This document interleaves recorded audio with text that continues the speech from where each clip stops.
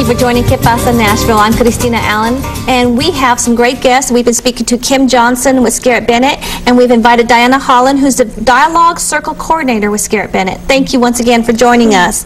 As we were talking in the earlier segment, Scarritt-Bennett is a retreat organization that does social justice, multicultural understanding, and diversity awareness. And what I think has become such a huge part of your recognition is the diversity and dialogue. And Diana, you are heading up that organization, that part of the programming? Yes, I came on board about, I think, 3 years ago on contract. I had been a facilitator on a volunteer basis before that.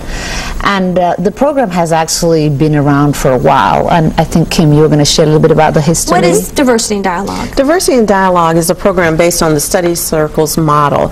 And you basically take diverse people in small groups and really have a conversation that's honest and open about critical issues like race and immigration. So there's a trust factor that right away happens. I mean, I'm sure it takes a few sessions, but in sharing experience and situations, is that absolutely, Cristina, you kind of hit it on the head, because what we usually explain clearly, not just when people start the first session, but also when they contact me to register and participate, they said, well, you know what is discussed there?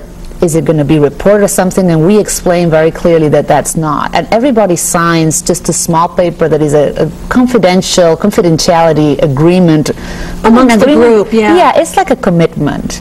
And anything, you know, it sounds a little bit like, you know, like a cult thing, but it's not. It's just making it that space, those 2 hours per session, be safe. So how long is a session? If I sign up for a Diversity and Dialogue Circle, what am I committing to? Okay, each dialogue circle is 6 sessions long.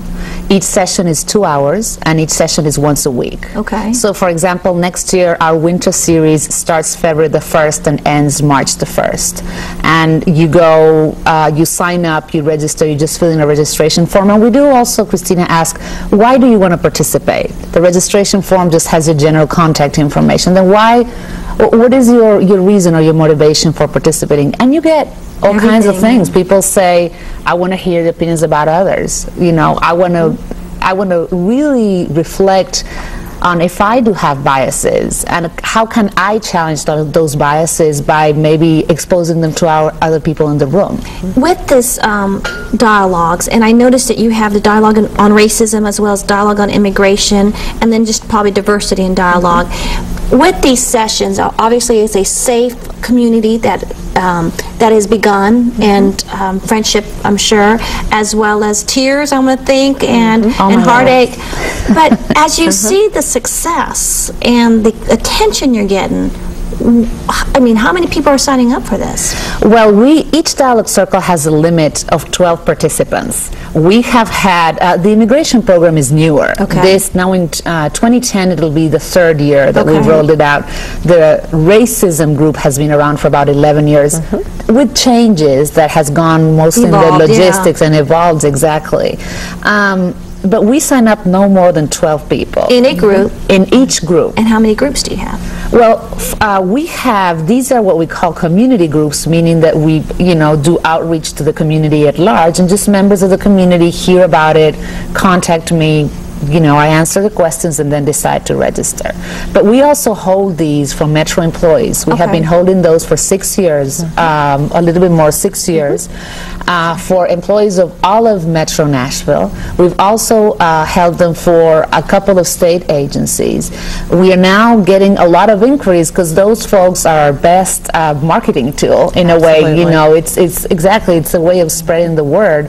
And I also think, Cristina, when they go back to their circles of influence, call it a church, workplace, their homes, you know, their community service circles, and they start things. Let me just give you an example of things that people share in our, we just held our first alumni reunion back on November 10th of 2009, where people that have gone through dialogue circles throughout these 11 years just came and said, so you can continue to go year after year? You can sign up And If stay you with your want, same group, you sure maybe? can. Absolutely. Okay, And that's kind of nice. absolutely. Exactly. Safe. And they came on, they said, you know, because I was able to safely express what I thought here, I now challenge either my family or my colleagues when maybe they make a racist statement, or when they have statements that say, well, you know, all those immigrants are illegal. And they say, well, how do you know that? Right. And so they don't either stay quiet and kind of hold it in, or they don't really go and So fight. they get a little educated from their peers Absolutely. and be able to share that. As we look at the diversity and dialogue,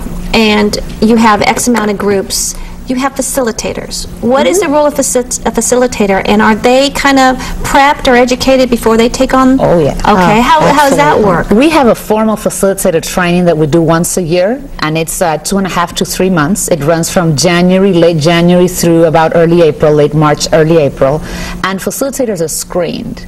Applying to go through the training is a two-step process, and, you know, I can explain to anybody that's interested. And we get applications for the first step, then a panel reviews those that are approved go to a personal interview, because this is a personal dynamic. And then from there, those that are approved goes to the training. And then you have to finalize the training, and you have to do okay in the training in order to then be able to facilitate.